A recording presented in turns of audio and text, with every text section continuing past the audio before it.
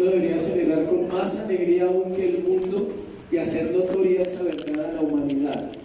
Vamos a estar compartiendo los otros 3 domingos temas acerca de este tiempo para explicarle a la iglesia qué es la Navidad según las Escrituras, porque sí existe una Navidad según la Biblia.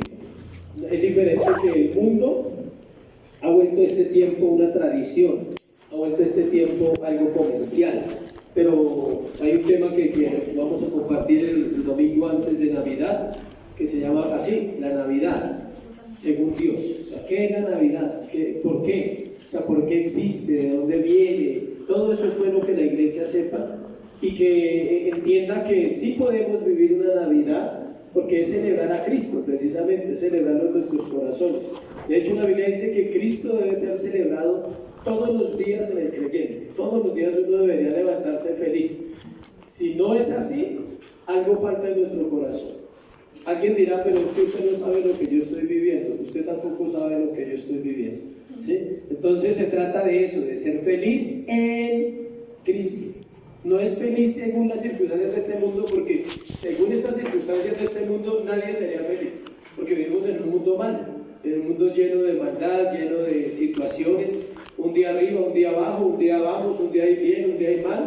Entonces si nos basamos en eso, no tendríamos de dónde pegarnos. Pero cuando nos aferramos a Cristo entendemos que cada vez que usted abra sus ojos en la mañana, dígale: Señor, gracias. ¿Por qué? 1, porque puede ser el mejor día de su vida. 2, porque puede ser el peor día de su vida. ¿Sí sabe? Uno no lo sabe. En este evangelio no predicamos solamente que no, que es que hoy te va a ir bien todo el día. No. Bien puede ser que Dios tenga que quebrantarte, eso está bien. Entonces, a veces yo abro mis ojos cada mañana y lo primero que pienso en mi mente es gracias. Le digo: Dios, gracias, que hoy sea un día para ti, que lo que venga, si es muy bueno, lo pueda agradecer y lo pueda disfrutar. Si es muy difícil, tú me des la capacidad de estar firme en la noche y descansar. Y aparte de eso, si hoy es el día, pues amén. Si ese es el día de la partida, estaremos listos. Vamos al libro de Marcos, capítulo 16, del 9 al 20. Varios se perderán el final de Marcos. Espero que no se pierdan el final en el cielo, que es lo importante. Marcos 16, del 9 al 20. 16 del 9 al 20. Habiendo pues resucitado Jesús por la mañana del primer día de la semana, apareció primeramente a María Magdalena, de quien había echado 7 demonios. Yendo ella, lo hizo saber a los que habían estado con él, que estaban tristes y llorando. Ellos, cuando oyeron que vivía y que había sido visto por ella, no le creyeron. Pero después apareció de otra forma a 2 de ellos que iban de camino yendo al campo. Ellos fueron y lo hicieron saber a los otros, y ni aún a ellos les creyeron. Finalmente se apareció a los 11 mismos, estando ellos sentados a la mesa, y le reprochó su incredulidad y dureza de corazón, porque no habían creído a lo que le habían visto resucitar. Y les dijo: id por todo el mundo y predicad el evangelio a toda criatura. El que creyere y fuere bautizado será salvo, mas el que no creyere será ¿qué? Condenado. Estas señales seguirán a los que creen en mi nombre: echarán fuera demonios, hablarán nuevas lenguas, tomarán en las manos serpientes, y si bebieren cosa mortífera no les hará daño. Sobre los enfermos pondrán sus manos y sanarán. Y el Señor, después que les habló, fue recibido arriba en el cielo y se sentó a la diestra de Dios. Y ellos, saliendo, predicaron en todas partes, ayudándoles el Señor y confirmando la palabra con las señales que les seguían. Amén. Padre, gracias por tu palabra. Ayúdanos a entender estos tiempos, Dios, y también a entender qué pasó después de tu resurrección, Señor. A entender todo lo que esto representa para el cristianismo, a entender que hay vida en la eternidad, pero que esa vida está únicamente basada en Jesucristo. Te doy gracias por la iglesia, oro por los que vinieron y oro por los que no vinieron, Señor. Que tú sigas fortaleciendo la iglesia en este tiempo y guarde los corazones de todos aquellos que se congregan en este lugar, en el nombre de Jesús. Amén y amén. los finales son buenos, ¿sí sabían? Pero todos son necesarios. No todos los finales son buenos, pero todos son necesarios. Llegar al final de Marcos nos deja un gran aprendizaje y al mismo tiempo un reto de vida impresionante. Estudiar todo ese libro durante más de un año es impresionante y deja muchas cosas marcadas en la vida, en el caso del que predica, y confiamos que en la iglesia también. Vimos al Señor Jesucristo sirviendo, amando, dándose a sí mismo hasta el final. Ese es el ideal de la vida para todo aquel que es atraído por su amor y gracia, que manifieste en su corazón que Él está ahí. Para algunos estudiosos el final de Marcos no fue escrito por Él, y yo tengo que tocar ese tema para poder predicar esta porción. Algunos dicen que esa parte del versículo 9 al 20 no la escribió el hombre llamado ¿qué? Marcos. ¿Por qué? ¿Por qué ellos dicen eso? Porque repite cosas que él ya había compartido en el capítulo 16 y porque también toma de los otros evangelios. Toma de Lucas, lo que vamos a compartir hoy está en Lucas, en Mateo y en Juan dividido. Entonces por eso dicen ellos, pero la Biblia es inerrante, ella es la palabra de Dios y nosotros confiamos que estamos predicando ¿qué? La palabra de Dios. No podemos poner en duda que la Biblia es clara y que lo que encontramos allí está fundamentado por los otros evangelios. Por lo tanto, lo sustentaremos con nuestros amigos Juan, Mateo y Lucas. Vamos a usar a Juan, a Mateo y a Lucas para ayudarle a Marcos a cerrar su evangelio. ¿Por qué? Para que no queden dudas en el corazón de las personas. Los estudiosos, ¿en qué se basan? En que esta porción no aparece en algunos manuscritos muy antiguos que encontraron, pero lea el último versículo de hace 8 días.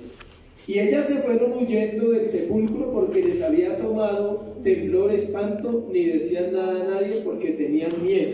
Entonces algunos dicen que ese final es muy triste, que ese final no se acopla a los evangelios, porque todos los evangelios terminan con lo mismo, con la gran comisión. Entonces por eso hay una discusión entre si sí está o no está. Entonces para ahorrarnos nosotros cualquier discusión y entrar en situaciones que no son necesarias, vamos a predicarlo basado en los contextos de Mateo, de Juan y de Lucas, que son la palabra de Dios, y Marcos, si no lo escribió él o lo escribió él, tomó de nosotros y lo escribió, pero el hecho es que quedó registrado en las escrituras y eso quiere decir que es palabra de ¿qué? De Dios. Según las escrituras, cuando el Señor Jesucristo regrese, le veremos tal como le vieron los que tuvieron ese privilegio después de su resurrección. Hechos 9:28 dice que le veremos tal como es. ¿Cómo es? Entonces es la pregunta. Pues con sus marcas, vamos a ver sus heridas. Eso va a ser muy especial, ver las manos de él, los huequitos en el pie, y los pies, y su costado. Obvio que no va a salir a mostrar así, o sea, no va a decir aquí estoy, pero vamos a ver sus heridas y lo vamos a ver exactamente como partió. No ha envejecido, le tengo esa buena noticia. No ha cambiado su rostro, es el mismo que ellos vieron. ¿Por qué estamos seguros de eso? Por lo que vamos a compartir hoy. Porque todas las personas que le vieron después de resucitar, le vieron tal como él era. No era nada diferente. Obvio que era un cuerpo glorificado, pero le vieron exactamente, me refiero a su aspecto físico, era igualito al que murió ¿dónde? En la cruz del Calvario, glorificado. O sea, ¿qué quiere decir eso? Pues que en todo caso era diferente la presencia de él, pero escuche esto, vamos a darnos cuenta que aún estando glorificado, no le reconocieron varios. Y eso pasa hoy en día. A veces está en nuestro corazón, no le reconocemos. A veces no tenemos esa comunión tan clara como para decir, Señor, tengo la certeza que estás ahí y tengo la certeza que estás en mi corazón. El Cristo resucitado es el que mora en nuestros corazones, así se llama esta enseñanza hoy. ¿Cómo se llama? El Cristo resucitado. Él es el que mora hoy, ¿dónde? En nuestros corazones. Es el mismo que resucitó y ascendió al cielo, que lo vieron los apóstoles, que apareció a más de 500 personas. Es el Cristo que Pablo vio en su encuentro camino a Damasco en el libro de Hechos 9. Es en el nombre de ese Cristo que sus discípulos predicaron y establecieron la iglesia cristiana en el primer siglo. y desde allí hasta hoy, Él sigue siendo el mismo, no ha cambiado. Él es el que vive en su corazón y Él es el que se revela a través de la Escritura. Para muchos es el Cristo histórico. Escuche, si usted llega hasta el Cristo histórico, solo llegará hasta ¿dónde? Hasta la cruz. Usted necesita pasar de la cruz, pasar el velo, que es el camino nuevo y vivo que se abrió, dice Hebreos, y conocer a ese Cristo resucitado que es el que hoy nos da la fortaleza de poder vivir una vida cristiana. Entonces estudiaremos este pasaje a la luz de los otros evangelios para encontrar el origen de las palabras escritas. Lucas nos enseña acerca del encuentro de Jesús con dos discípulos camino de Emaús. También nos enseña su aparición a los 11 discípulos y vamos a mirar también la gran comisión. Esos son los tres temas que vamos a ver hoy: la aparición a los dos discípulos del camino de Emaús, la aparición a los 11 discípulos y la gran comisión. Eso fue lo que sucedió después de su resurrección. ¿Cuántos días estuvo Jesús en la tierra después de ser resucitado? 40 días. Hay muchas teorías, ¿no? ¿Por qué 40? ¿Por qué 40 años en el desierto? ¿Sí? ¿Por qué 40 días tentado en Mateo 4? ¿Por qué los ayunos de Moisés fueron de 40 días? ¿Y por qué ahora nos habla de 40 días? ¿Sabe por qué? Porque significa simplemente un periodo de prueba. ¿Un periodo de qué? De prueba. Será un periodo de prueba y de pruebas para mostrar su resurrección y aparecerse. Acuérdese lo que leí ahorita. ¿A cuántas personas? ¿Más de qué? 500. ¿Qué quiere decir eso? Que esos 500 personas eran salvos, eran creyentes. Si no lo eran, por lo menos se convirtieron apenas se les apareció, ¿sí? Porque Él no se iba a aparecer a impíos, no. Se apareció a 500 personas, más los discípulos. Dice que más de 500, no 500. Entonces, si cerramos hasta ahí para entrar en el tema, la congregación del Señor Jesucristo, que Él logró durante 3 años y medio, tenía un promedio de 550 a 600 personas, no más. Era una congregación grandecita, pero no gigante, no como lo que vemos hoy. Y dejó buenos pastores, dejó los discípulos para que siguieran ¿qué? Pastoreando. En Pentecostés la iglesia se multiplica y empiezan los ministerios de ellos. Todo lo que vamos a ver hoy tiene que ver con nuestro caminar diario en Cristo. Comprender cada una de sus palabras nos ayuda a comprender cómo vivimos realmente en un mundo caído que está rechazando la verdad de la palabra de Dios. Y es simple: el hombre no quiere venir a la luz porque sus obras son ¿qué? Malas. Juan 3:19 dice que la luz vino a este mundo y los hombres amaron más que las tinieblas que la luz. No quieren venir. ¿Por qué la gente no quiere asistir a un lugar donde se habla de la palabra de Dios? Porque quiere la vida que lleva, porque ama la vida que lleva, porque está feliz con la vida que lleva o está cómodo y sabe que venir a Cristo seriamente le demandará dejar muchas cosas. Algunos no quieren dejar la amante, aunque saben que es pecado. Otros no quieren dejar el robo, aunque saben que es pecado. Otros no quieren dejar los ídolos, aunque saben que es pecado. Otros no quieren dejar su odio, su pecado, su resentimiento, aunque saben que está ¿qué? Mal. Pero no quieren dejarlo. Prefieren vivir así y vivir alejados de Dios. Quieren ir a un lugar donde escuchen que están viviendo ¿qué? Bien.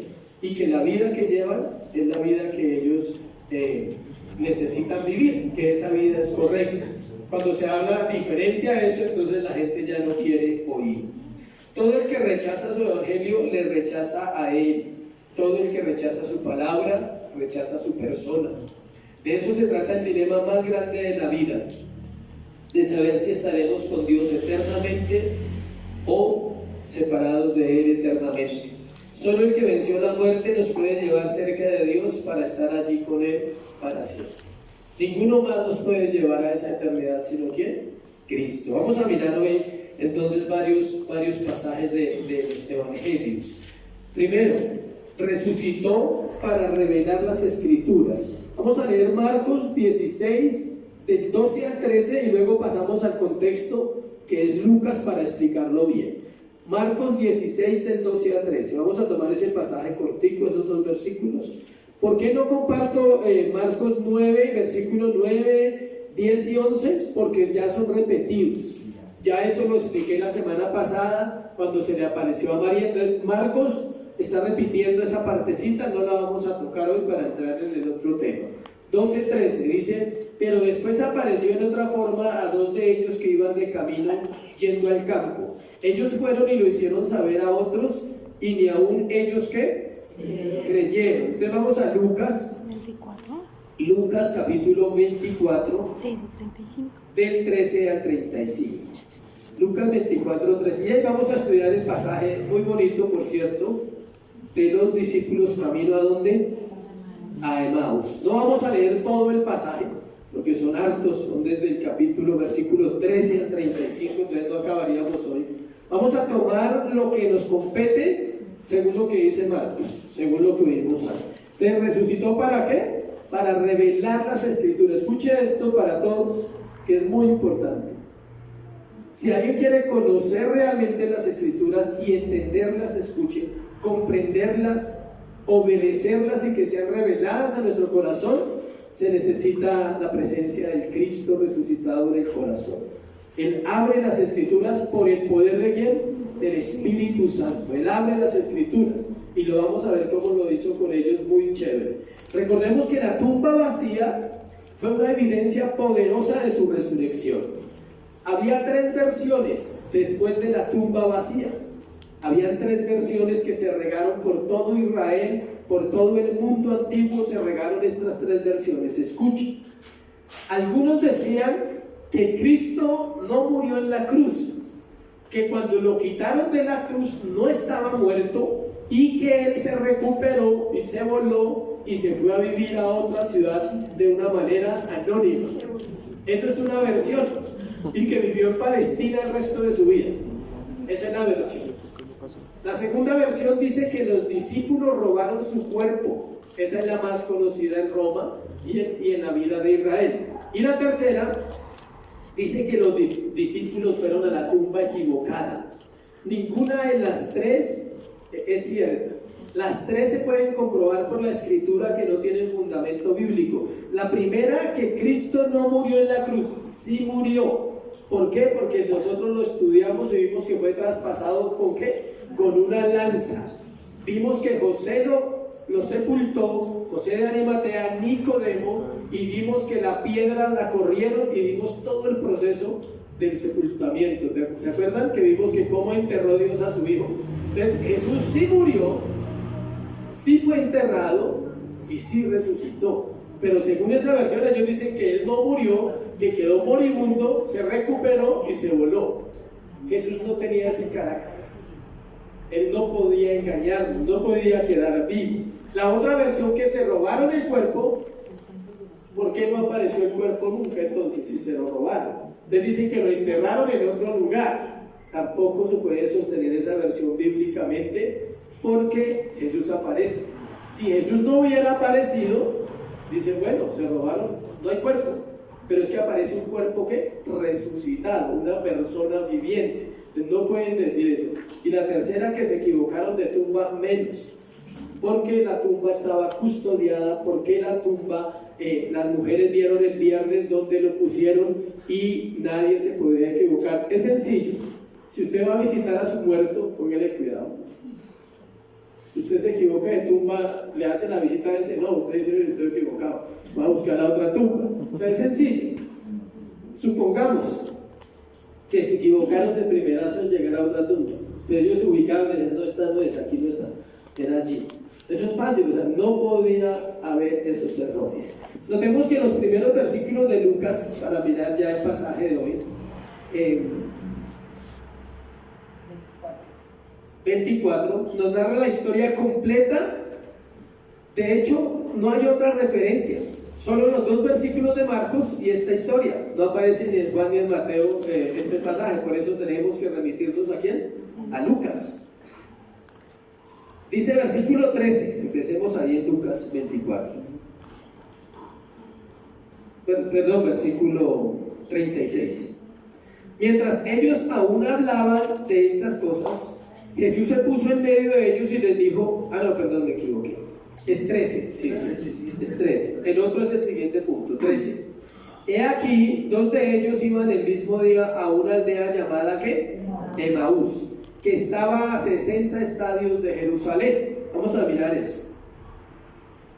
Nos dice que, detalles, dice, he aquí 2 de ellos iban el mismo ¿qué? Día. ¿Cuál día? El domingo. El domingo que había resucitado. Ya no estamos ubicados en la madrugada, acuérdense. Ya no estamos en la mañana cuando se apareció a las mujeres, sino ya estamos en el transcurso del día, en el momento en que se aparece a estos 2 discípulos a una aldea llamada Emaús. No hay mucha información de esa aldea, no se sabe mucho, solo que existe todavía. Y dice que estaba a 60 estadios de distancia. Yo hice las cuentas, investigué y son 12 kilómetros. De 11 a 12 kilómetros a pie. Calculen más o menos. Un estadio son 201 metros. Un estadio son 201 metros. 180 a 200 metros es un estadio. Entonces más o menos son 12 kilómetros a pie. Versículo 14. E iban hablando entre sí de todas aquellas cosas que habían acontecido.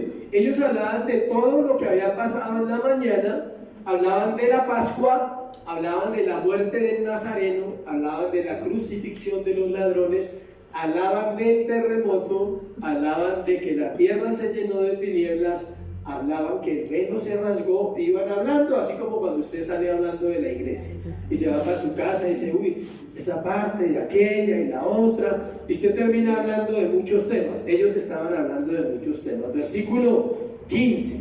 Sucedió que mientras hablaban y discutían entre sí, Jesús mismo se acercó y caminaba con ellos. O sea, ellos 2 van caminando y aparece un tercero. ¿Sí le ha pasado que usted va caminando y aparece otro? ¿A dónde van? Vamos para allá, listo, entonces vamos todos para el mismo lado. Él se acerca ahí. Versículo 16. Mas los ojos de ellos estaban ¿qué? Velados, para que no lo conociesen. ¿Estaban velados por quién? Por Dios mismo. Dios mismo quiso que el Señor Jesucristo se acercara a ellos y que ellos no reconocieran que era el Cristo que resucitado. Para ellos era una persona normal. Aquí hay algo que pensar. Para que Él pasara como una persona normal, pues tenía que ser una persona normal, ¿sí? No tenía nada raro, no brillaba, no hablaba raro, no caminaba raro, era otro más. Por eso no lo reconocieron, era cualquier transeúnte. Aparte de eso había un velo puesto por Dios para que ellos ni siquiera se dieran cuenta que Él era el resucitado. Así pasa en la vida del creyente. Muchos están caminando con Dios y Él va al lado de su vida, pero usted no ha reconocido ante quién está viviendo, ante quién está pasando sus días y sus años, ante quién usted está caminando. ¿Sí sabía que Él camina con nosotros todos los días? Es un caminar, es algo, se podría decir que es algo alegórico, porque no es que Jesús esté caminando con todo el mundo para todo lado. No son muchos Jesuses y cada uno camina con cada cristianito. No, el poder de Dios es inentendible a esta mente humana. Él camina con su pueblo. No me pregunte cómo, yo lo creo porque la Biblia lo dice. No se lo imagine, uno tiene la mente humana, ¿no? Nosotros somos humanos. Entonces usted se imagina una persona invisible caminando a su lado ahí, que lo está protegiendo de todo mal. No funciona así. En el caso de Dios no es así. Él dice que camina y Él no necesita caminar a su lado para caminar a su lado. ¿Sí me estoy explicando? Él no necesita caminar a su lado, ¿para qué? Para caminar a su lado, porque Él es Dios. La mente humana nunca va a comprender esos detalles. Entonces, ¿cómo camina conmigo? Todo está en Él. Vivimos en Él somos y en Él nos movemos. Encontramos una verdad que se aplica a todos aquellos que están separados de Dios, pero lo curioso de este detalle, escuchen, todo el mundo tiene un velo para no conocer a Dios mientras no haya nacido de nuevo, no lo puede conocer. Pero aquí lo curioso es que ellos eran ¿qué? Discípulos. Ellos no eran impíos. Es normal. Según 2 Corintios, el apóstol Pablo dice que el Dios de este mundo puso un velo en el entendimiento de las personas y cegó su entendimiento para que ellos no conozcan a Cristo y no les resplandezca la luz del Evangelio. Eso es normal, que una persona del mundo no conozca a Cristo. Pero lo curioso aquí es que ellos eran ¿qué? Discípulos. Lo cual nos demuestra que no todos los discípulos de Cristo tienen la revelación clara de Él, de quién es Él y de qué es lo que Él anhela de la vida del creyente. La pregunta inmediata es ¿por qué? ¿Por qué estaban velados? La respuesta está en la misma Escritura, y es porque no lo podemos conocer sino solo a través de la misma palabra. Ellos no conocían las Escrituras, por tanto no conocían ¿a quién? A Dios, y el que no conoce a Dios Padre no conoce al Hijo, y el que no conoce al Hijo no conoce a ¿quién? Al Padre. Eso funciona así. Esa es la fórmula matemática de Dios en el conocimiento de Dios, y no falla.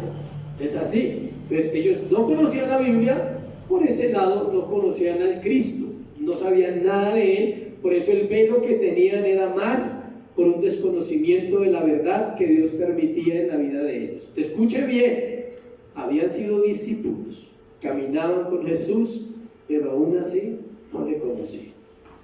Hay periodos en la vida de los cristianos.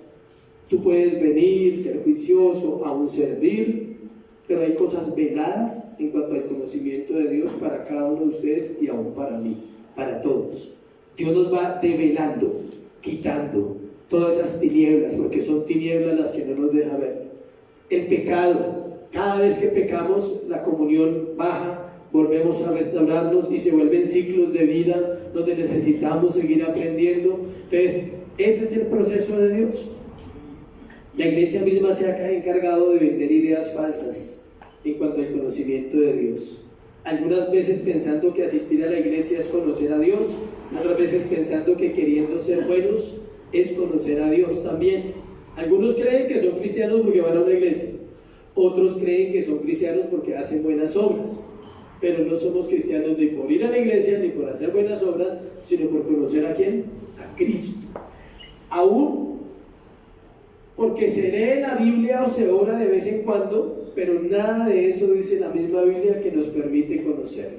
Miremos el diálogo de ellos dos, de Jesús con los dos discípulos. Versículo 17, empieza un diálogo ahí. Les dijo, ¿quién les dijo? Jesús. ¿Qué pláticas son estas que tenéis entre vosotros mientras camináis, y por qué estáis tristes? Imagínense ese extraño que se acerca, pero inmediatamente les habla de su tristeza. O sea, que ya empezó más o menos a decir, pero este como que sabe mucho. Y él nos va diciendo que porque estamos tristes.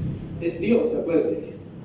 Respondiendo uno de ellos, que se llamaba Cleofas, ahí nos da un dato nomás de uno, le dijo, ¿eres tú el único forastero en Jerusalén que no ha sabido las cosas que en ella han acontecido en estos días? ¿Quién era Cleofas? Aparece en otra parte de la Biblia, no voy a ir a buscarla, donde lo nombran que era de pronto el esposo de una de las mujeres que estaban allá en la última hora, esposa de Cleofas, la nombran ahí, o podría ser el papá de uno de los apóstoles. Cleofas era pero la Biblia lo nombra como un ¿qué? Discípulo. O sea que no eran solo los 12 discípulos los que seguían a Jesús, había otras personas que también lo seguían. Pasemos al versículo 25. Vemos en el ¿qué? ¿Dónde íbamos? En el 18. ¿Qué cosas? 19. Entonces él les dijo, no, el 18 ya lo leímos. No. 19. Vamos para el 19. 19. Entonces él les dijo, ¿qué cosas? Y ellos le dijeron de Jesús Nazareno, que fue varón profeta, poderoso en obra y en palabra delante de Dios y de todo el pueblo. Note la referencia que ellos hacen de Jesús. No dicen que era el Cristo, nunca dicen eso. Si saben que mataron al Cristo, al Mesías, y dijo que en 3 días resucitaría, ellos no dicen eso. Si ven que ellos no tenían mucho conocimiento. Ellos dicen de un nazareno que era un varón profeta, pero no más. Ellos no lo reconocen ahí todavía como ¿qué? Como Dios. Versículo 20. ¿Y cómo le entregaron los principales sacerdotes y nuestros gobernantes a sentencia de muerte y le crucificaron? Pero nosotros esperábamos que Él era el que había de redimir a Israel, y ahora además de todo esto, hoy es el 3er día que esto ha acontecido. Él sigue contando la historia, aunque también nos han asombrado unas mujeres de entre nosotros, las que antes del día fueron al sepulcro. O sea, ellos ya habían escuchado en esa hora que iban con Jesús que Él había resucitado, pero ellos no creían. Ellos decían, por ahí unas mujeres están diciendo que el hombre como que resucitó, pero parece, ¿sí? Imagínense todo el corazón de estos dos hombres. 23. Y como no hallaron su cuerpo, vinieron diciendo que también habían visto visión de ángeles quienes dijeron que Él vive. ¿Sí ven? O sea, ellos están afirmando, acaba de resucitar el Mesías, vamos para tal lado a verle. O sea, ellos no tenían esa fe todavía. Ellos están en el proceso y así estamos algunos y así necesitamos aprender. Fueron algunos de los nuestros al sepulcro y hallaron así como las mujeres habían dicho, pero a él no le vieron. Note que ellos dicen, fueron algunos de los nuestros, o sea, de los discípulos.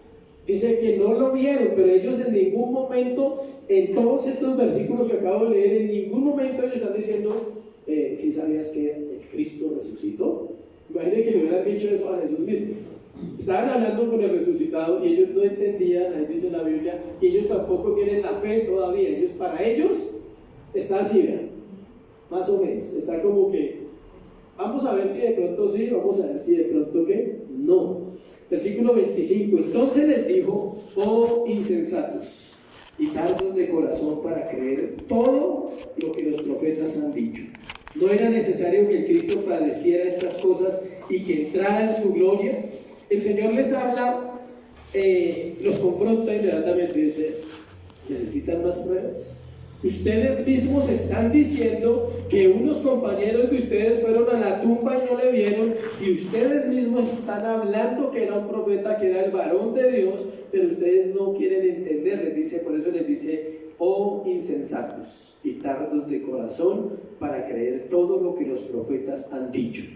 Si leemos las escrituras pero no creemos en ellas, escuchen, es como leer una revista, no pasa nada. ¿Qué pasa si usted lee El Tiempo, el periódico? Hoy, ¿qué pasa? Nada. Recibe una información, pero eso no le pasa nada a usted. A veces estamos leyendo la Biblia así. Puede ser muy bueno lo que leas, escuche, pero no transforma tu vida. O sea, tú puedes leer la Biblia y decir, uy, me fascina esa historia cuando Elías, me fascina la historia cuando Eliseo hizo flotar el hacha. Me fascina la historia cuando David mató a Goliat. ¿Cuántos saben que David mató a Goliat? El mundo secular también lo sabe, ¿sí saben? ¿Cuántos saben que Sansón tenía el cabello largo? Eso lo saben. ¿Cuántos saben que un diluvio? No basta con eso. Se necesita la revelación de Cristo. Hay varios ejemplos, le voy a poner unos ejemplos de personas que leen la Biblia, pero Cristo no ha sido revelado a ellos. ¿Por qué? Miren, porque usted tiene que creer cada partecita de la Biblia. O usted cree en la Biblia total, o usted no puede decir que cree en la Biblia, porque la Biblia es absoluta. ¿Es una verdad qué? Absoluta. ¿La Biblia habla del matrimonio? ¿Sí o no? Hay gente que asiste a la iglesia y no se casa, no quiere casarse, vive en pecado, pero ya ha leído en la Biblia acerca de qué? Del matrimonio. A ellos, quizás, Cristo no resplandece en su corazón todavía como es. No estoy diciendo que estén perdidos, aclaro. Estoy diciendo que Cristo no ha sido revelado. Tan pronto Cristo es revelado en un corazón, usted quiere ordenar ¿qué? Sus caminos. Así le cueste. Ordenarlos, en el caso de las personas que vienen a una iglesia y viven en unión libre, tiene dos alternativas: se casa o se separa, no más. Esa es la alternativa. Algunos hacen una de las dos y logran ordenar su vida: se casan o se separan. Ya, no estamos diciendo nada más, porque eso enseña ¿qué? La Biblia. La gente sigue sin casarse, pero escuche, lee la Biblia, algo asombroso, algunos todos los días. ¿Oran? Sí. ¿Van a la iglesia? Claro. ¿Hasta pueden diezmar? Claro que sí, ¿sí? La pregunta es ¿por qué no hay esa convicción? Pues porque Cristo todavía no ha sido claro, resucitado en sus corazones. Hay algo de muerte, y la muerte solo es quitada a través de ¿quién? De la vida del Señor Jesucristo resucitado. Otro ejemplo,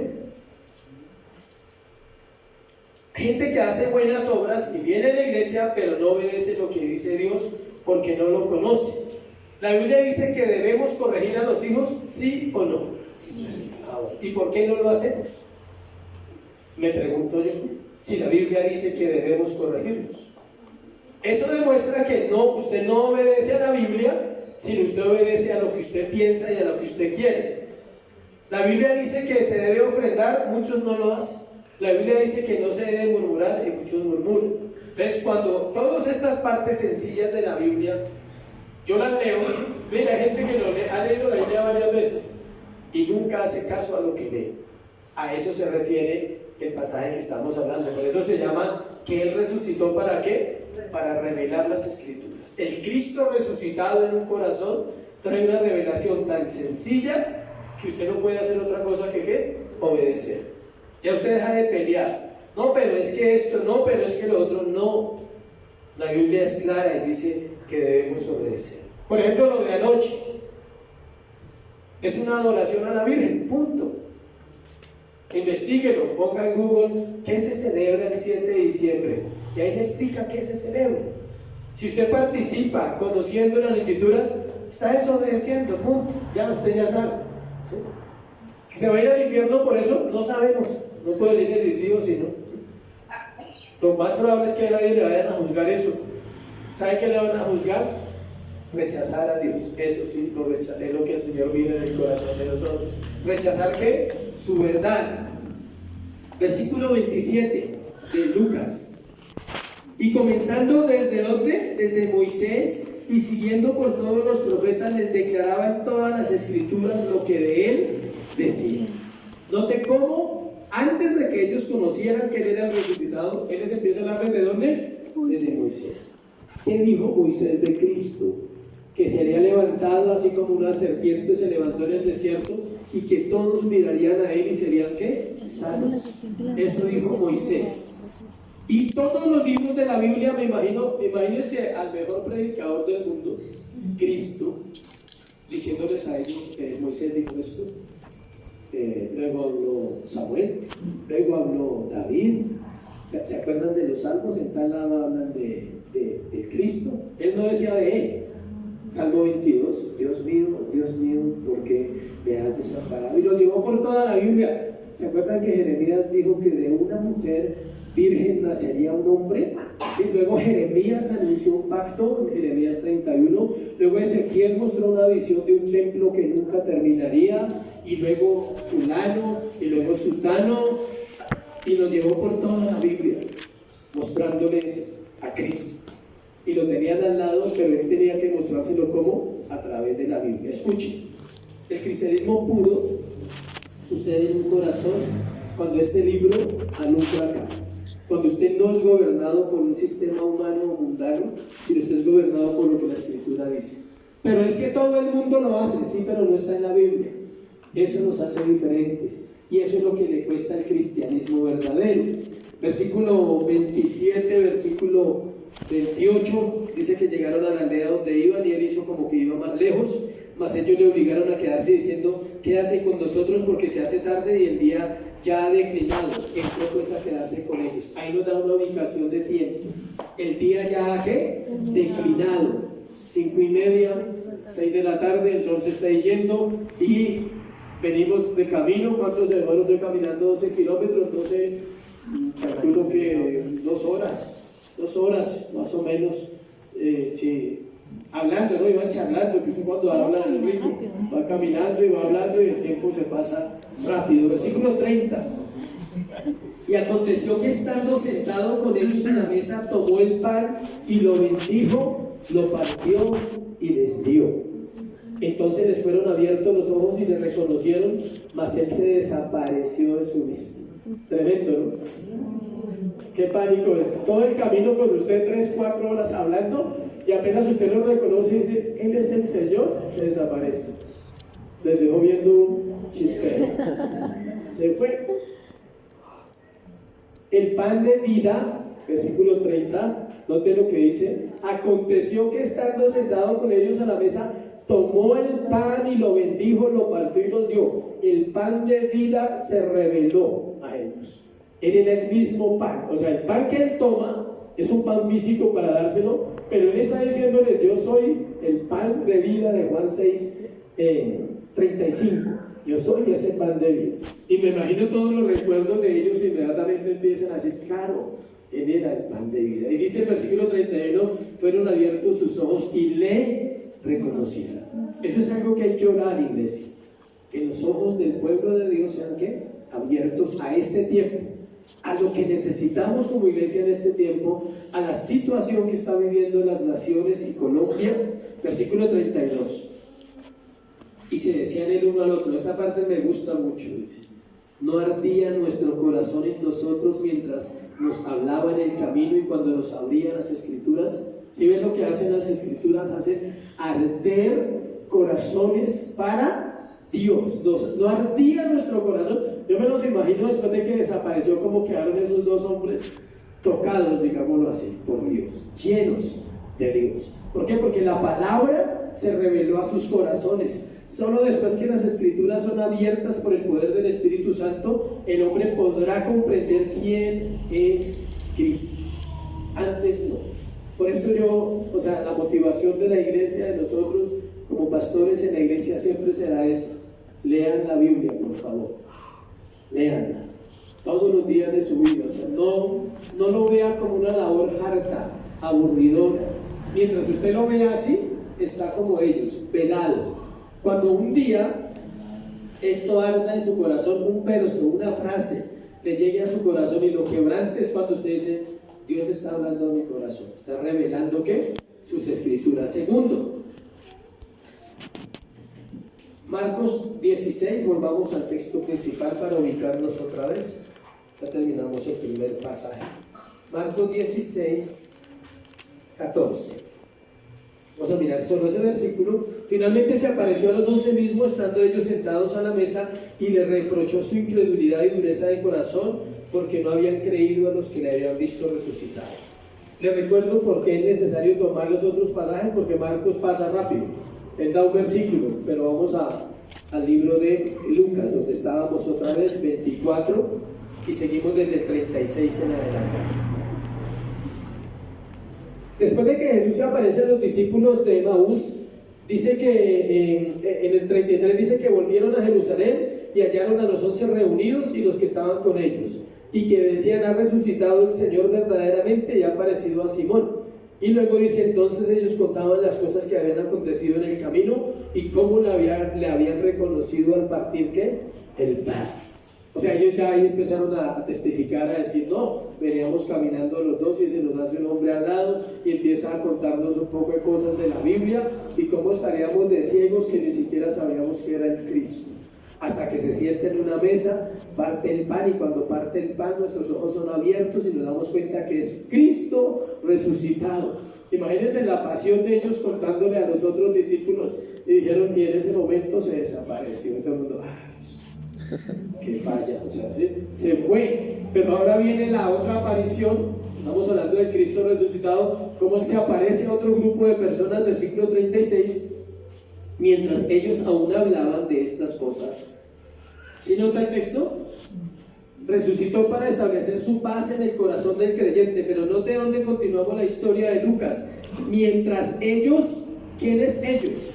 Los dos discípulos de Emaús aún hablaban de estas cosas. ¿Con quién? Con todos los otros discípulos. Jesús se puso en medio de ellos y les dijo: ¿qué? Paz a vosotros. Luego de haber hablado con los dos discípulos en el camino de Emaús, el Señor aparece a 11 discípulos. Marcos nos da el número y Lucas nos cuenta la historia. Marcos nos dice que eran 11. Tal vez estos dos contaron y se apartaron, porque ahí no dice que fuera de los 12, era Cleofas y otro, pero estaban ahí los 11. Faltaba el que debía faltar, el traidor, Judas. El versículo 36. Pero Él les dijo: ¿por qué estáis turbados y vienen a vuestro corazón estos pensamientos? Ellos todavía estaban hablando de lo que le contaron los dos discípulos, pero su diálogo no era de fe sino de dudas. Les costaba creer en las palabras que el mismo Señor había dicho acerca de su resurrección. Y dice el texto que Jesús se puso en medio de ellos. Esta frase da a entender que apareció, no llegó y no entró por la puerta. Y ahorita la vamos a leer. Él no golpeó, o sea, él no dijo, buenas, aquí es donde mantienen los discípulos. Llegó, apareció, así como si es que se desapareció de la vista de los dos, así mismo aparece. Hay un lugar, está cerrado, están los 11 discípulos hablando, cuando él aparece en la mitad. Momento de pánico total. Y la frase que les dice, ¿cuál es? Paz a vosotros. Juan 20:19 nos dice más claro que estando cerradas las puertas. Vamos a leerlo. Juan 20:19. Cuando llegó la noche de aquel mismo día, o sea, estamos en la misma historia, el primero de la semana, o sea, el domingo, estando las puertas cerradas en el lugar donde los discípulos estaban reunidos por miedo de los judíos, vino Jesús puesto en medio y les dijo que paz a vosotros.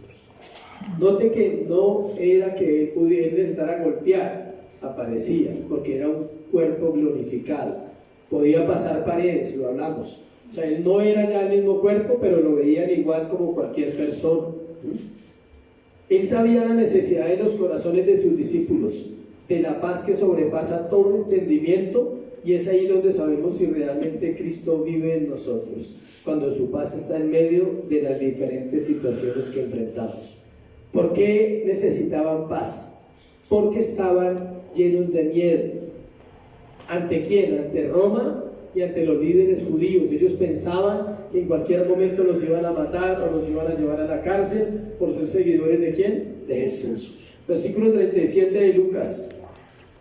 Entonces, espantados y atemorizados, pensaban que veían espíritu. ¿Se ve?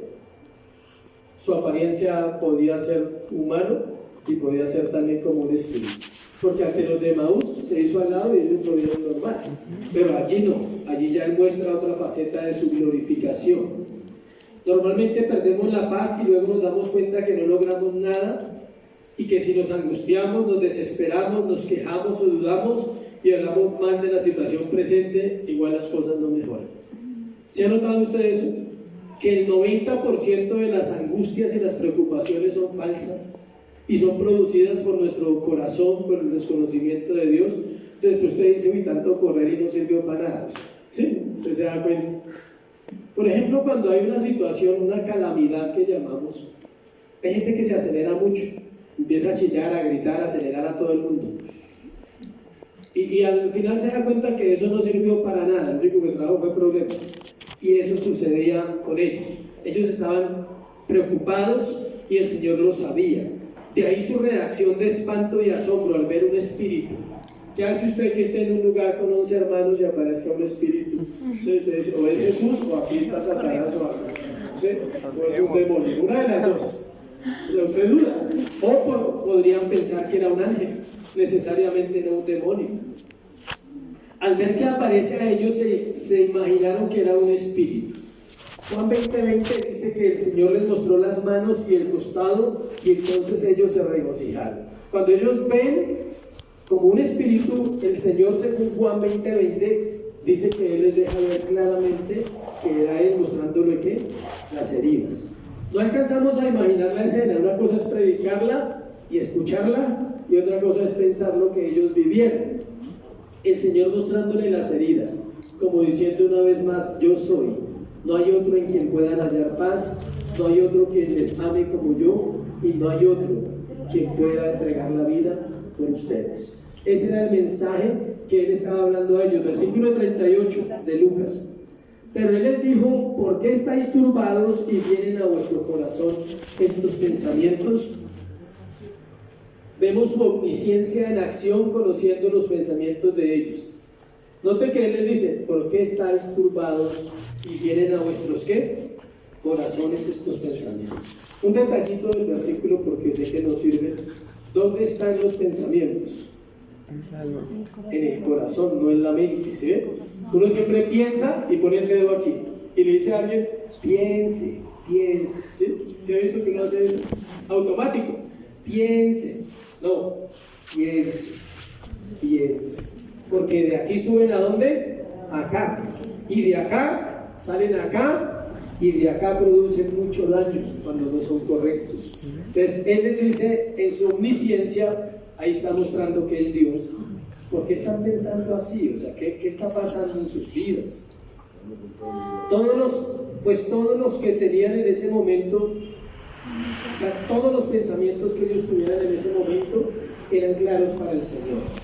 Lo que tú y yo vivimos constantemente, escucha: duda, incredulidad, tristeza, soledad, fracaso, frustración, miedo, temor, dolor, angustia, soledad, abandono, rechazo, juicio y muchos más. Él los ve claritamente todo el tiempo. Él dice: ¿por qué piensas así?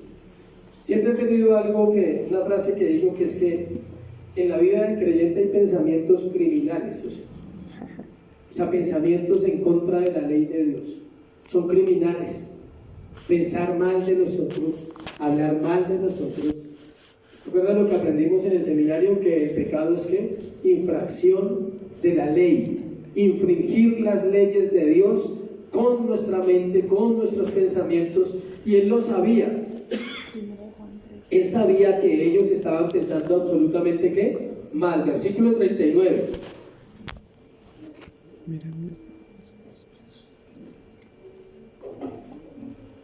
Dice: mirad mis manos y pies, que yo mismo soy. Palpad y ved, porque un espíritu no tiene carne ni huesos, como veis que yo tengo. ¿Qué evidencia más grande? ¿Sí o no? O sea, uno dice: tremendo. Uno no sabe si se atrevería a tocarlo o a no tocarlo ante la presencia de Cristo real. Lucas dice que él dijo que miraran las manos. Es probable, escuche, es probable, según los estudiosos, un abrazo en ese momento. Es probable. ¿Para qué? Para que ellos sintieran que no era un espíritu, sino que era el mismo Jesús que estaba en carne. Ellos vieron las heridas, recordaron la cruz y el sacrificio. Y miren cómo cierra el Señor de bonito para quitarles cualquier duda a ellos. Versículo 45. Entonces les abrió el entendimiento para que comprendiesen las escrituras.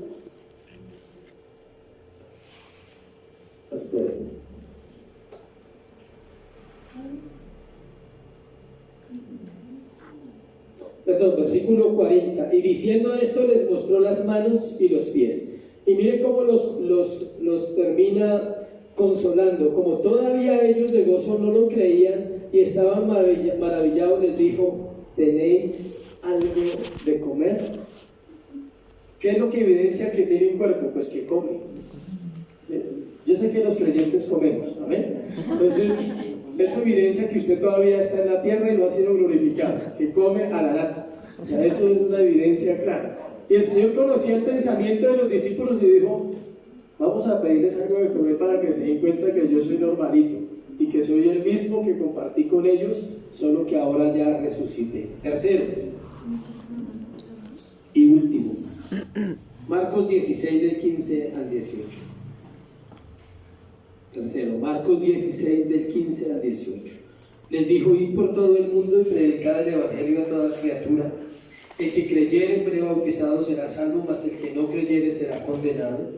Y estas señales seguirán a los que creen en mi nombre: echarán fuera demonios, hablarán nuevas lenguas, tomarán en las manos serpientes, y si bebieren cosa mortífera no les hará daño. Sobre los enfermos pondrán sus manos y sanarán. Luego en el 19 y 20 habla de la ascensión. Vamos a mirar ese pasaje en Mateo 10, 28, 18 al 20, que es la gran comisión, para terminar ahí.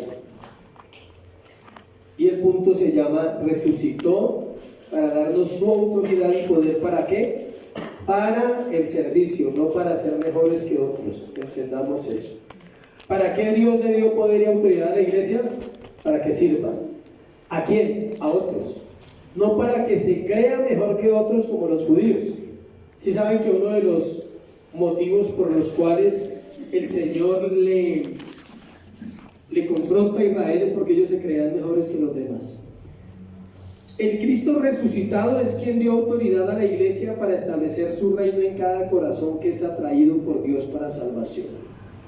Este pasaje que vamos a estudiar es conocido como la Gran Comisión en Mateo, y es la tarea más importante de la iglesia y la más abandonada en cuanto a una manera correcta de realizarla.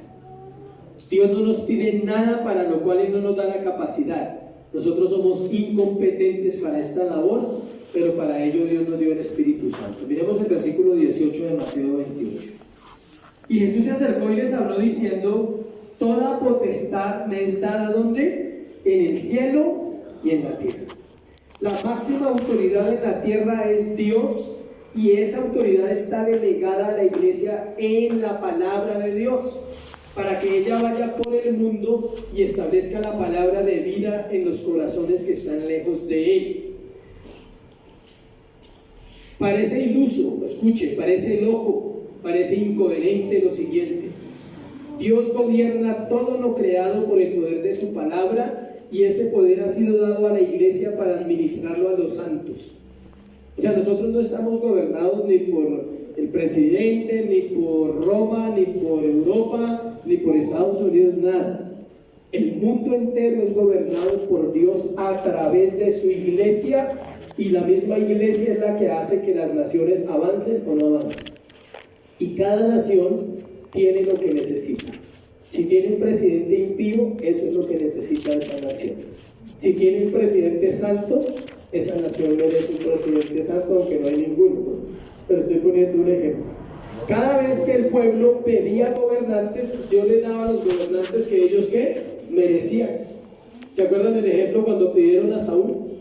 Y él les dijo. Y hay otros ejemplos en las etapas de los reyes, donde Dios pone reyes conforme al corazón de Dios. Y otras veces ponía reyes conforme al corazón de ¿quién?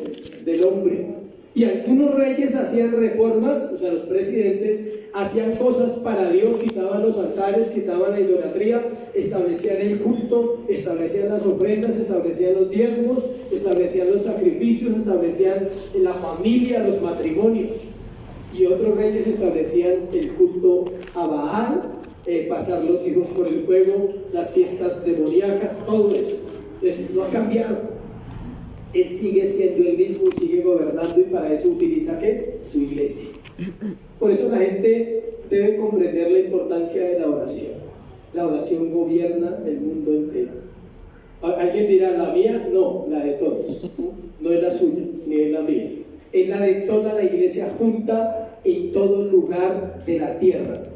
Dios toma toda la oración de toda la iglesia mundial y la escucha.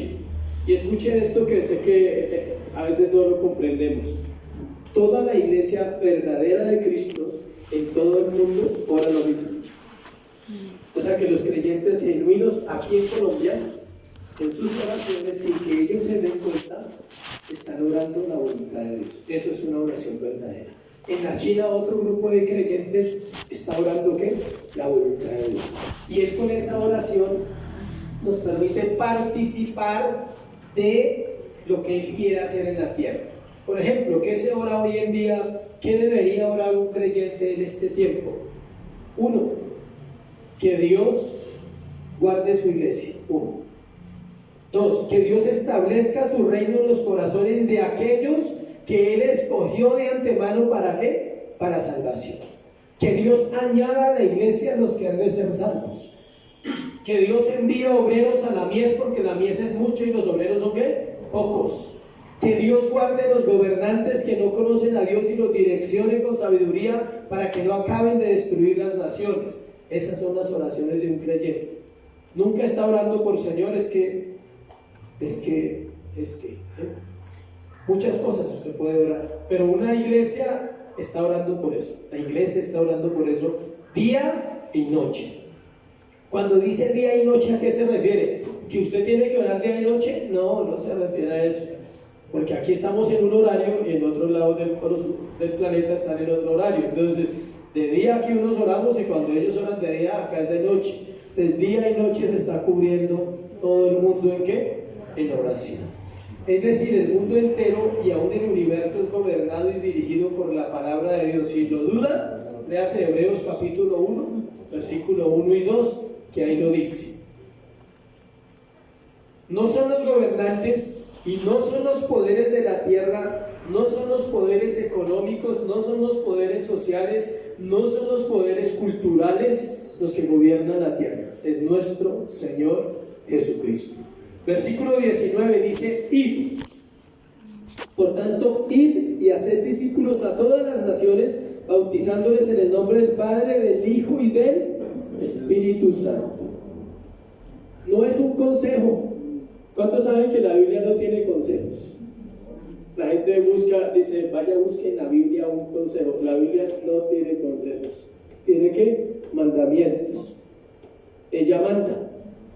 Él nunca dice, yo le voy a dar dos alternativas. Una es que usted pueda ser discípulo, la otra es que haga lo que se le dé la gana. O sea, nunca dice eso. Una es que usted se case, o que usted no se case, también no hay problema, ¿no? Una es que usted se congregue, la otra es que usted no se congregue, nunca. La Biblia siempre habla en un término de órdenes. Dios ordena porque es un ¿qué? Rey. Él dice, id. Él no dijo, los que quieran.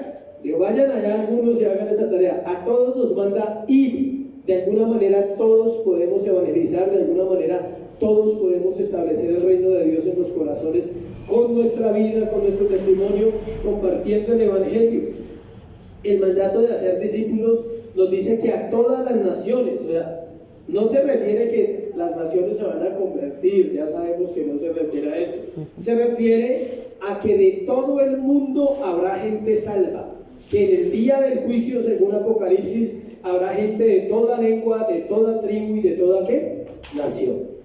No dice que Alemania se va a convertir, que Colombia es para Cristo, eso son falacias, eso es mentira. O sea, hay gente que dice, vamos a ganar a Colombia para Cristo. ¿Quién va a ganar a Colombia para Cristo? Nadie, nadie. ¿Van a haber colombianos salvos el día del juicio? Sí. Esperamos estar allá por lo menos representando un poquito de acá, ¿sí? Pero ahí nunca dice, las iglesias dicen, vamos a ganar a Cristo, a Colombia para Cristo, o vamos a ganar al mundo para Cristo. El mundo no lo vamos a ganar. Dios va a establecer en sus iglesias los que han sido ordenados para ¿qué?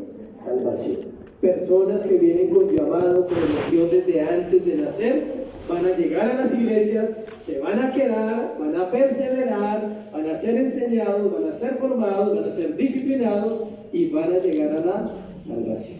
No es así, ¿no? Yo no me imagino a nuestro Dios en una montonera. Dios no es de montoneras, Él ya tiene un orden establecido. Entonces, cuando usted escuche eso, alguna campaña de esas, no vaya a participar, por favor, de ganar al mundo para Cristo. Amén. Por lo menos procure guardar su salvación, su alma, con su familia, con sus vecinos, ser testimonio y ser luz en esta tierra. La gran comisión es formar, escuche, formar la iglesia de Cristo en la tierra, y para ello viene una palabra que habla ahí, que es el bautismo. Pero el bautismo no es un requisito para salvarse. ¿Qué es el bautismo? Vamos a hacer bautismos en enero, si Dios lo permite. Para los que se quieran bautizar, no se hayan bautizado, en enero vamos a hacer los bautismos para empezar el año con nuevos creyentes. ¿Qué es el bautismo? Hoy no voy a hablar de eso, pero solo voy a definir algo. Dice, es parte del compromiso de los que son de la familia de Dios. Es un paso de obediencia con convicción de lo que estoy haciendo. Bautismo es sepultamiento, muerte al mundo y muerte a la vieja naturaleza. Hay una similitud entre el bautismo y el matrimonio. Así como el matrimonio es una muestra pública de amor entre dos personas, el bautismo es una muestra pública de nuestra fe y pertenencia a la iglesia de Jesucristo. ¿Sí ven? ¿Por qué la gente tiene que casarse en una ceremonia? Porque se hace ¿qué? Público. Y cuando uno casa a una pareja, uno dice, estamos aquí reunidos ante Dios y estos testigos para hacer público el amor de estas dos personas que se van a casar y para oficiar este matrimonio. Eso hace uno como pastor. Cuando alguien se va a bautizar, uno hace algo similar. Dice, estamos aquí reunidos ante Dios y estos testigos porque estas personas han decidido hacer pública su fe en la iglesia y quieren pertenecer a la iglesia de Jesucristo. Yo sé que hay preguntas en ese cerebro inmediatamente. O sea que si no me he bautizado no hago parte de la iglesia. No estoy diciendo eso. Hace parte de la iglesia, pero debe dar el paso de ¿qué? Bautizarse. Bautismo es sumergirse, estar en, y eso es lo que pasa en nuestra vida cuando Dios se revela. Estamos sumergidos en el Padre, en el Hijo y en el Espíritu Santo. Versículo 20 de Mateo. Dice, enseñándoles que guarden todas las cosas que os he mandado, y aquí yo estoy con vosotros todos los días hasta el fin de ¿qué? Del mundo. Enseñándoles que guarden todas las cosas que os he mandado, no que he aconsejado. ¿Sí ven? Nunca Dios dice, enséñenles a ellos todos los consejos que yo les di a ustedes. Están en la Biblia los consejos. ¿Ven? Cuando usted encuentra la palabra consejo en la Biblia, no es de consejería, es de mandato, de decreto. Mi consejo permanecerá para siempre, o sea, mis órdenes se cumplirán siempre en la tierra. Es lo que está diciendo el Señor a través de ese versículo en el Salmo. Entonces, cuando hablamos dice, enséñenles que guarden todas las cosas que les he mandado, no es consejería ir a buscar lo que me sirve y lo que no me sirve. Toda la Biblia nos sirve si la obedecemos, y si no la obedecemos le damos cuenta a ella misma. Ella misma tiene otro verso para decirle a usted, desobediente. Tiene uno para darle la instrucción y tiene uno para corregirle su desobediencia. Eso es lo bonito de ella. ¿Qué es discipular? Es enseñar, es adoctrinar. Para ello se necesitan dos cosas: un corazón dispuesto del que lo hace y un corazón dispuesto de quién, del que lo recibe. Se necesitan corazones quebrantados que anhelen aprender la verdad de Dios cada día, que su centro de vida sea Cristo y no sus propios deseos y sus propios sueños. Conversión verdadera tiene que ver con obedecer lo que aprendo, aunque no lo comprenda. La obediencia es la manifestación de una fe genuina. Se puede decir que tengo fe y creo, pero mientras no se obedezca, esa fe no es pura. O sea, si usted dice que tiene fe y cree en Dios, pero no obedece, tiene que orar y decirle, Señor, revélame la fe. ¿Qué es fe genuina? Dice en la última parte, he aquí yo estoy con vosotros todos los días, ¿hasta cuándo? No podíamos terminar de otra manera el sermón, sino con una promesa, con un regalo. Todo en esta vida puede acabar menos su promesa, porque el que prometió es fiel. Su compañía es constante en nosotros, su amor es fiel. Hay algo que engrandece el carácter de Dios en la vida de un creyente, y es su fidelidad. Es algo inexplicable, indescriptible, inmerecido y constante. Cuando usted sienta que de pronto no está avanzando en la vida cristiana o que usted se está separando de Dios, yo le doy como consejo y por experiencia propia, acuda a ese atributo, su fidelidad. Acérquese y dígale, sé que eres fiel, aunque sabes cómo estoy, aunque sabes que yo no he sido tan fiel, pero sé que tú eres fiel, y eso me mantiene. A mí me ha mantenido eso muchos años. Escuche bien, me ha mantenido la fidelidad de Dios, mas no mi fidelidad. No me ha mantenido mi fidelidad, me ha mantenido ¿qué? Su fidelidad. Que cada vez que he fracasado y cada vez que he necesitado esa ayuda, he ido y lo he encontrado en el mismo lugar, fiel, en su mismo ambiente, en su mismo corazón, diciendo, estaba esperando, pensé que no ibas a venir esta vez, o te demoraste un poco más. ¿Sí? ¿Cuántos se han demorado a veces un poquito más en ir a buscar esa fidelidad? Porque nos confiamos en nosotros. Vivimos en deuda constante a ese amor y fidelidad. Somos deudores de la gracia. Jamás, escuchen, jamás podremos añadir algo a favor de Él. De aquí para allá no hay nada que añadir. De allá para acá hay todo que recibir. Jamás podremos pagarle o darle algo que Él no nos haya dado primero. Terminemos con 1 Corintios 4:7.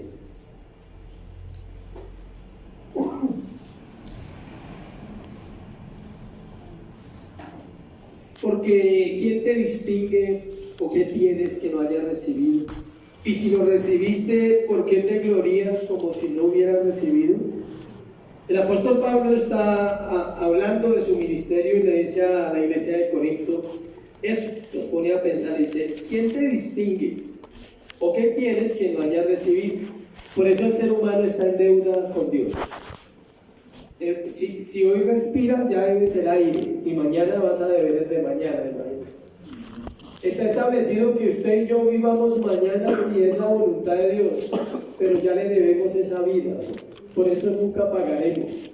Debemos desde el aire, desde ahí debemos a Dios. debemos a su amor, debemos a su gracia, a su fidelidad. No basta con palabras, escuche, se necesitan acciones que muestren que Él es real y que Él ha resucitado en nuestra vida. Una manera de responder a esa fidelidad de Dios es dar a Dios lo que es de Dios y al César lo que es del César. Amén. Vamos a orar primero por la ofrenda, la dejamos al final porque había pocas personas, y quería terminar con ese versículo para hablar un poquito acerca de eso, y ahorita oramos por la cena y hacemos la oración final. A veces se nos olvida eso, que todo lo que tenemos le pertenece a Dios. La Biblia dice que algunos retienen y añaden problemas. Retener lo que Dios nos da cuando le pertenece a Él no es correcto. ¿Dónde se manifiesta el amor de Jesús? En el dar, porque Él dio todo lo que tenía. Lo curioso es que Dios no dio una parte. Dios no dio una parte para usted o para mí. Él nos dio su propia vida. Y Él nos demanda a nosotros solamente una parte. Imagínense donde Él nos pidiera todo. La iglesia no pide todo, la iglesia pide una parte, lo que cada uno separa, lo que cada uno pone Dios en su corazón para compartir con la iglesia, para seguir la obra adelante. Amén. Entonces cada cual, me gusta cuando dice la Biblia, cada cual el primer día de la semana, o sea, digamos, separe lo que le va a dar a Dios. ¿Qué hacía la iglesia antigua? Ellos allá no se repartían ni sobres ni nada de eso. En la iglesia antigua no era así, en la primitiva. Allá no era como así que se oraba por la ofrenda y eso. Allá ellos llegaban y ya depositaban su ofrenda porque ya la traían lista, y depositaban su ofrenda y se sentaban al sermón. Era diferente, así lo manejan algunas iglesias. Hay iglesias donde usted llega al servicio y está allá, ponen una alfolía de madera allá o acá, donde quiera. O a veces en la librería o en la cafetería. Algunas iglesias lo manejan así. Y entra la persona a la reunión a la hora de llegar, y él llega, va allá y deposita su ofrenda, lo que va a dar, y ya. Y en la reunión nunca se habla ni de ofrenda, ni de diezmo, ni de dinero. Algunas iglesias manejan eso, basado en la iglesia ¿qué? Primitivo. ¿Está bien? Chévere. Pero algunos entonces se acostumbran a no dar, por eso es bueno pedir acá, sí, porque algunos dicen, no, nadie sabe si ofrendó o no. Al menos acá uno dice, bueno, por lo menos todo el mundo está ofrendando, está dando, amén. Entonces vamos a hablar por esa parte financiera, que Dios provea sus recursos este mes. Sé que vienen muchos gastos innecesarios algunos, pero algunos no aprendemos todavía, que son gastos innecesarios. Vemos gente corriendo, acelerada, que la ropa, que tal, que esto, que lo otro. Por eso le digo, vienen gastos innecesarios. Piense en eso en este mes. Piense si lo que usted va a gastar realmente es necesario, realmente es tan importante o vital en su gasto. Diga, mira, es que si no lo hacía, pronto me perdía la salvación, algo así. O sea, pero el resto hay cosas, son tradiciones. Hablaba con alguien ahorita antes del sermón. Nosotros no estamos en contra de la Navidad, porque sería estar en contra del nacimiento de Cristo.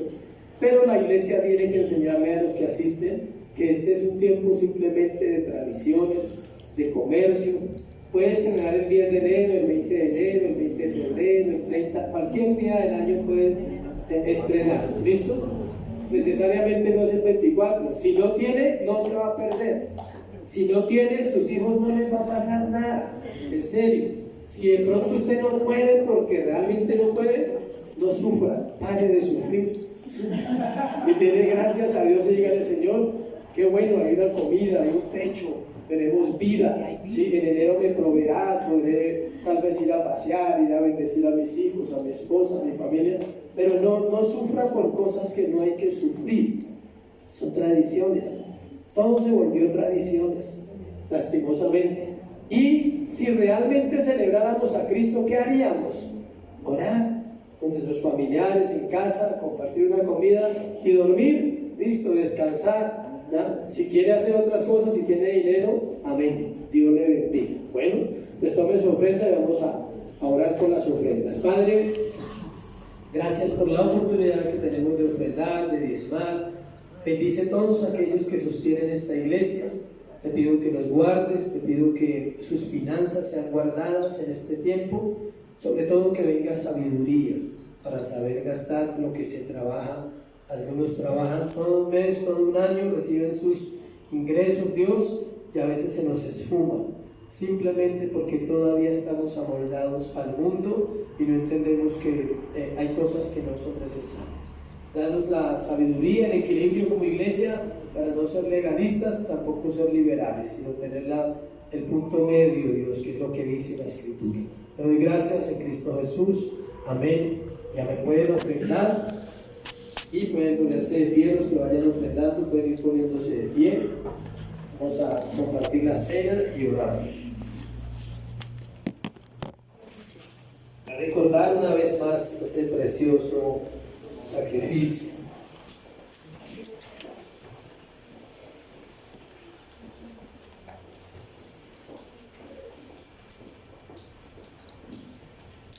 Dice el apóstol Pablo en 1 Corintios 11:23, porque yo recibí del Señor lo que también os he enseñado, que el Señor Jesús la noche que fue entregado tomó pan y habiendo dado gracias lo partió y dijo: tomad, comed, esto es mi cuerpo que por vosotros es partido, haced esto en memoria de mí.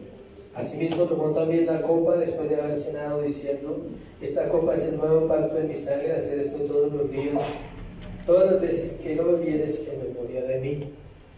La cena debería vivirse todos los días, según las Escrituras. Todos los días usted puede recordar 1 Corintios 11:23 en su oración. Todos los días cuando usted esté orando es el momento de cenar con Él. Estamos estudiando la historia de la iglesia en el seminario, la materia que estoy mirando ahorita, y encontré algo estudiando esa parte en el siglo 1000, o sea, el siglo 9 o 10. Se establece la Eucaristía en la Iglesia Católica y la gente no sabe nada de eso. Dice: ¿cómo se estableció eso? Para ellos, escuchen, establecer la Eucaristía, que era el pan, la hostia que llaman, la cosita. Entonces, para ellos era literal que usted estaba comiéndose el cuerpo y bebiendo la sangre de Jesús. Y no es así. Simplemente es un recordatorio. No es algo que suceda aquí. Usted aquí no está comiéndose el cuerpo y bebiendo la sangre. Para ellos lo hicieron así, y para ellos eso era suficiente para el perdón de pecados. Entonces le dieron el valor ¿a qué? Al símbolo. El símbolo era suficiente, la hostia era suficiente para que usted fuera perdonado de pecados. En este caso no. En este caso es Cristo que nos recuerda la obra en la cruz del Calvario. ¿Qué es necesario para ser perdonado de pecados? Recordar el sacrificio, ir a Cristo y decirle: límpiame, santifícame, anhelo ser limpio esta mañana. Este es el momento donde uno reflexiona y dice: ¿hay pecado en mi corazón?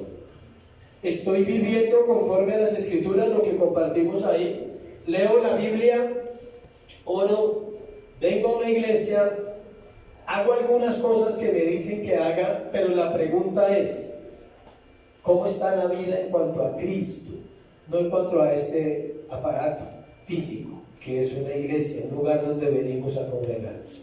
Si no estás poniendo en práctica lo que decíamos, que dice la Biblia, estás ordenando tu casa, estás ordenando tu familia, estás haciendo esto, estás haciendo lo otro, no como un ritual, sino en convicción de que Cristo vive en tu corazón. Tus pensamientos son limpios cada mañana, cada día. Tu mente está limpia, santificada para participar y decirle: realmente necesito de ti. Este es el momento donde Pablo dice que examínese cada cual. Dice en el versículo 27: de manera que cualquiera que comiera este pan o bebiera esta copa del Señor indignamente será culpado del cuerpo y de la sangre del Señor. ¿Qué quiere decir eso? Que beber y participar de la cena sin la conciencia que tengo que ordenar mi vida diariamente es volver a crucificar a Jesús. Por eso es tan serio y por eso es tan delicado. Por tanto, pruébese cada uno a sí mismo, dice. No dice que el pastor pruebe a los demás, ni que el que está a su lado lo puede probar a usted. Nadie lo puede probar a usted.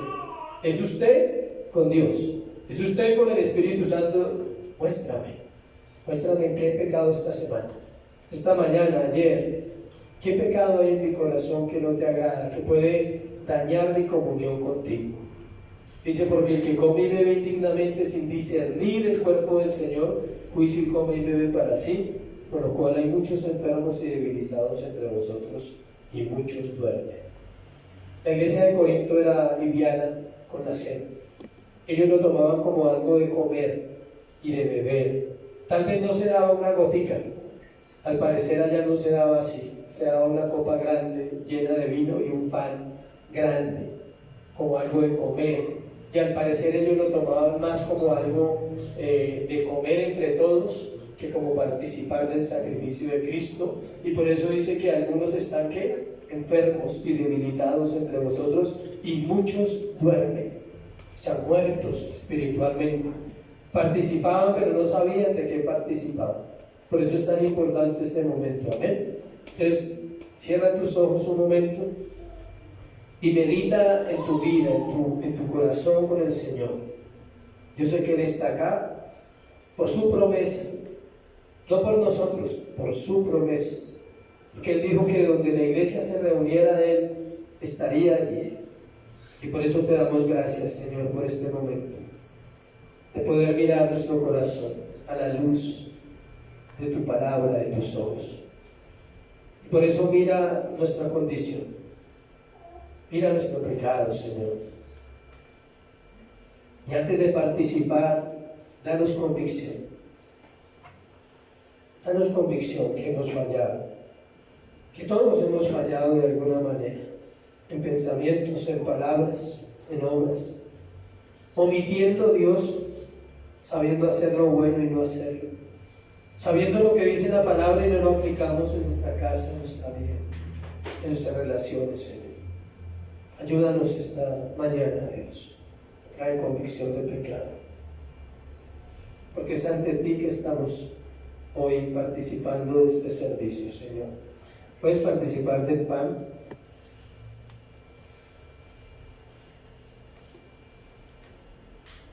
Y sigue meditando.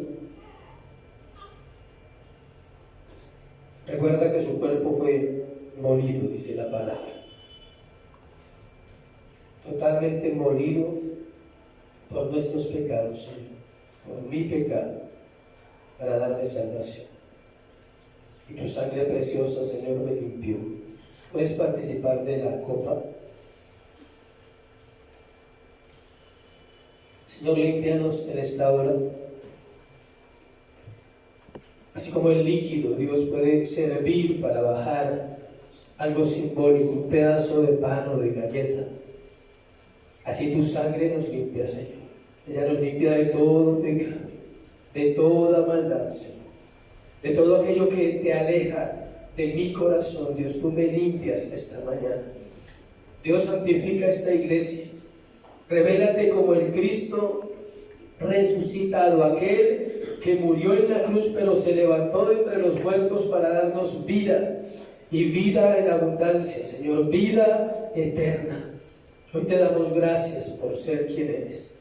Te damos gracias por este libro de Marcos que terminamos hoy, pero sobre todo te damos gracias por terminar esa obra en ese madero y un día levantarte y hoy estar auxiliándonos y estar pendiente de nuestra vida, en nuestra santificación.